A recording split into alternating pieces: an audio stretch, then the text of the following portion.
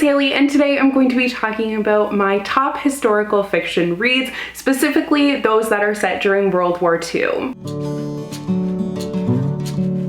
I'm really excited to be doing this video today because I've been wanting to do a historical fiction recommendations video for a very long time now, but I just haven't really gotten the chance to do so. And I also wasn't sure exactly how I wanted to split it up because I have a lot of World War II ones, but I also have a lot from different periods of history. So this is going to be at least a two-part video, possibly a three-part video, because I love historical fiction. It's one of my favorite genres. I have so many of my all-time favorite books are from this genre. There's just something about it that really speaks to me. I find that historical fiction books are generally the ones that leave me thinking afterwards for the longest. They leave the biggest impact on me. So I'm very excited to share some of my favorites with you guys today. I definitely will have another video coming out soon with some more recommendations. I'm not sure how I'm going to split up the last two parts of it exactly, but today we're going to start off with World War II because there are quite a few. That seems to be a pretty popular topic as far as historical fiction goes, and it is a time period that I also find pretty fascinating. I just wanted to take a second to talk about the sponsor for today's video, and it is such a cool sponsor. So today's video is sponsored by Hunt a Killer, and they create these really cool murder mystery games, and this one in particular is Agatha Christie themed. These games aren't just any murder mystery game though, they are an immersive experience, and this is actually a collector's edition item right here. Like, I am so shook by how cool this is. In this case, it is inspired by one of her short stories, The Mystery of Hunter's Lodge. This collector's edition is amazing because they actually partnered with the Agatha Christie estate to make sure that this stays true to the Agatha Christie story. Like, how freaking cool is that? I'm not going to show you exactly what's in here because I don't want to spoil things. I actually changed my mind and I'm going to give you a brief look inside of here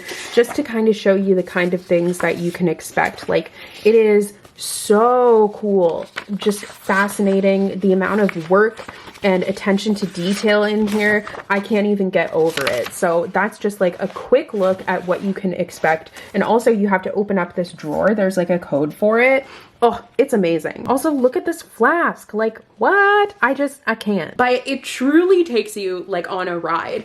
In here, you have a box of evidence, and it features high quality items, wearable items, a one-of-a-kind plaque, and pieces of evidence that honestly are like cool enough to put on display in your home. This is actually Hunt a Killer's first collector's edition game, and I can't wait to see what else they're gonna come out with because this is so high quality. This is such a great gift for any Agatha Christie fan. Like, it's an experience. It's not just like getting a book or whatever. You're getting something so much more than that. This is actually a pre-sale, but they will start shipping early December, so it's not like that far away. I honestly had so much fun doing this. I found it so hard because I'm really not good at puzzles, but like, it was a blast, and I was just extremely impressed when I opened this up and saw all the evidence and everything, and it just was so much fun. For any kind of like, if you like solving mysteries, it got my brain going, which was really nice. So right now, if you guys were interested, you can click the link in my description box down below and get $10 off of this collector's edition game. So you too can get the opportunity to solve the mystery of Hunter's Lodge. This is super cool. Whether it's for yourself or a gift, it's awesome, honestly, and I highly recommend that you check it out. So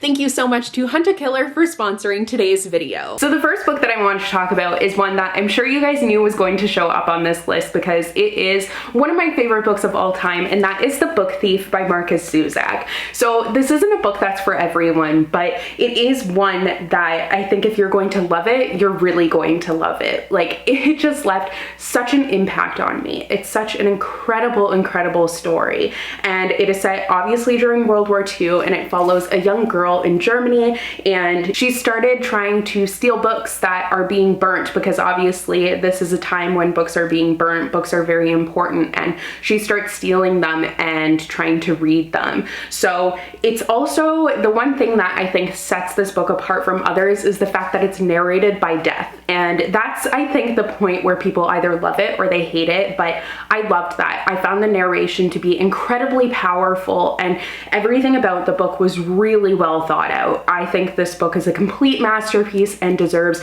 all the hype that it gets. I absolutely adore it, obviously, but it's definitely one that is going to leave you very sad. I mean, all of these books really will, but oh my goodness, did this book like touch my heart and completely break me into a million pieces, but honestly in the best possible way. It is fantastic, and if you can get past the fact that it's narrated by death, just because I know that like that's not for everyone, I loved that part, but it's not for everyone, but if you can get past that, then I think you will really love this book and see how impactful it is. Next up is The Nightingale by Kristen Hanna. So this is an adult book, and there's actually supposed to be an adaptation of this. I'm not sure when it's supposed to come out. I know that they've cast people in it now, but it's just taken a really long time to be in production, and I'm sure COVID hasn't helped. But either way, this is a fantastic and beautiful, like, just oh my goodness, amazing historical fiction. I had heard so much about this book.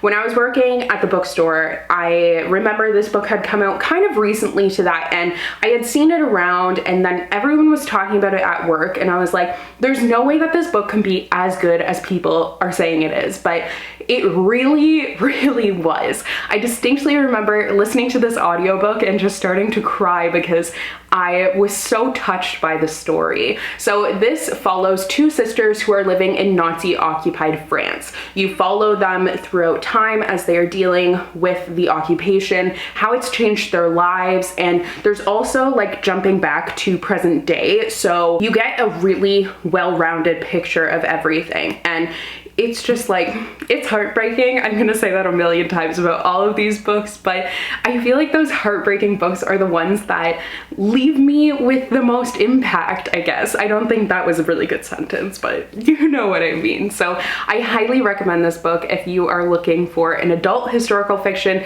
This is a great one to go with. Do be aware that there are some triggers associated with it, so if that might be an issue for you, then definitely look into that before reading it, but I don't think you'll regret having read this book. To me, it's one of the few books that not only lives up to the hype surrounding it, but surpasses that. I feel like there are a few authors in particular that tend to write historical fictions, and I turn to them all the time when I'm looking for something new, and one of those authors is Ruta Sepetys. She also has some books that aren't focused in the World War II time period, but these are the two that are set during this time period. I have read not all of her books. I think there's one that I still need to read, but I've really enjoyed everything by her. So here I have Salt to the Sea and Between Shades of Grey. So Salt to the Sea is set in Germany, and it follows a bunch of different characters who are all fleeing at the end of the war. And actually, is it set in Germany? I don't remember, but it follows 4 characters who are all coming from different places. They all have different tragic background stories from this war, and they are fleeing as the Germans are invading. That's why I'm not sure if it's set in Germany or if like the Germans are just advancing. But basically it follows, I don't want to say too much because I don't want to spoil things, but it follows a not really talked about disaster, and it does so in a way that is incredible. Like, you will just feel for all of these characters, all the different backgrounds that they have, and then as they come together, they all have fascinating backstories, and you just like, it's going to, once again, break your heart, but like, in the best possible way, in my opinion. And then for Between Shades of Grey, this is set in Lithuania in 1941. I mean, it starts in Lithuania, but it follows characters who are Lithuanian, and they are captured by the Soviets, and they are brought to Siberia, to these camps where they are living in absolutely horrible conditions. And you're following a girl who is fighting for her life, fighting to survive. Her family is fighting to survive. It's just horrible, horrible conditions that these people are in, and it's a girl who's really trying to keep hope and just make it through such a difficult situation. So it really was something I didn't know about. I didn't know that much about the Russian side of history, so it was very interesting and taught me a lot, as did Salt of the Sea. I feel like Ruta Sepetys does a great job of telling you these stories that will leave you feeling so much afterwards, but you also learned a lot. I don't think there's one book of hers that I've read that I haven't learned something new about. Next is another author that I have a couple of books by, and that is Elizabeth Wein. So here we have Codename Verity and Rose Under Fire. Both of these books are companions, so they do go along with each other, but you don't have to have read one in order to read the other. I would recommend though that you read both of them because, whew, my goodness.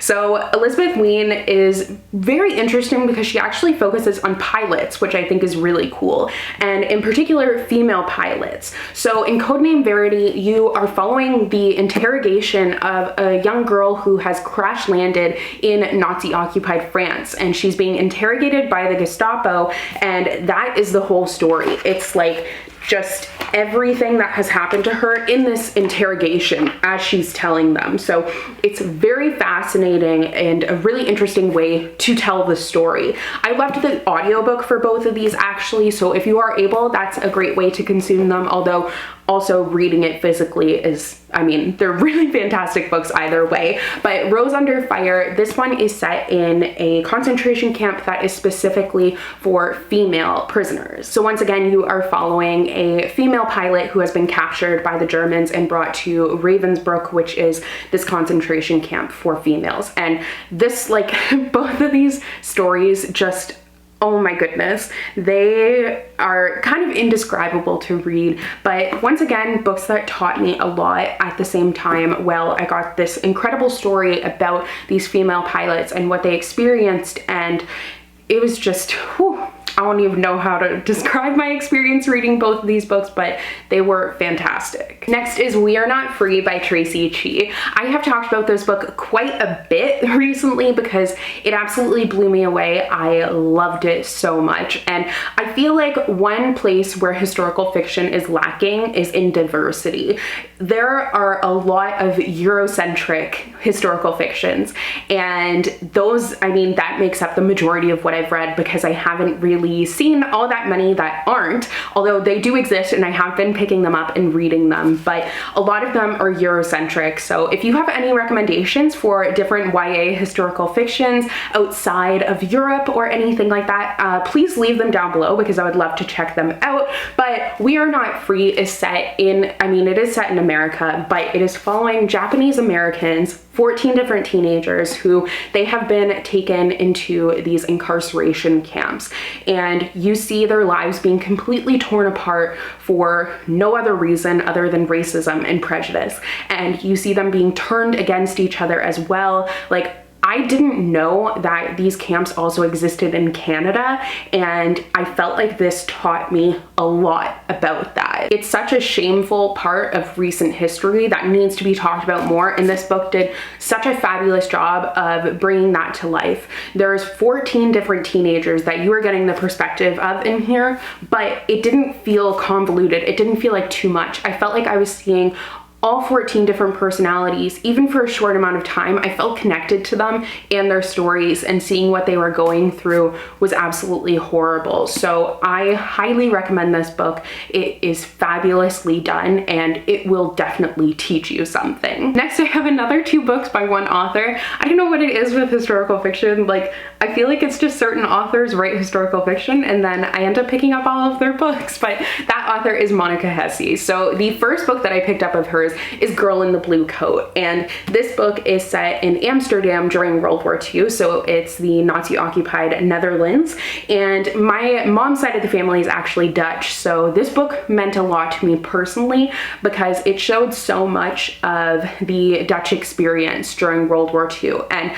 I also had talked to a relative of mine for a school project about his experience. He was very young, but about his experience living in Nazi-occupied Netherlands, and I felt like so much of what was in this book rang true to what he had told me, so it was just a very interesting experience reading this book shortly after having talked with him.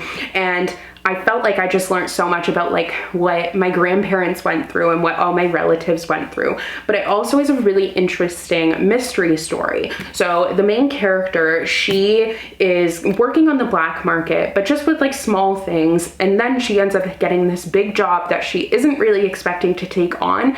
But one of her neighbors was actually hiding a Jewish girl, and now that Jewish girl has gone missing. So her neighbor has tasked her with trying to find her, and they're trying to piece together what might have happened to her. It's definitely a sad story, which is to be expected, but really well done. And the author, actually, she's originally a reporter, and I felt like that came through a lot with her writing, especially in the mystery, but also in this book. So this is her other book, They Went Left. She also has a book that is set in incarceration camps as well that I still need to read. That one is called The War Outside, but They Went Left came out last year, and this one really piqued my interest because it is set after World War II. So you are following a character who is in a displaced persons camp, because all of these people were put in these camps and torn apart from their families, and they don't know who has survived and who has died, and they're trying to like get back to life. And how do you even do that in such a situation? It's really difficult. So this main character is trying to find her brother again.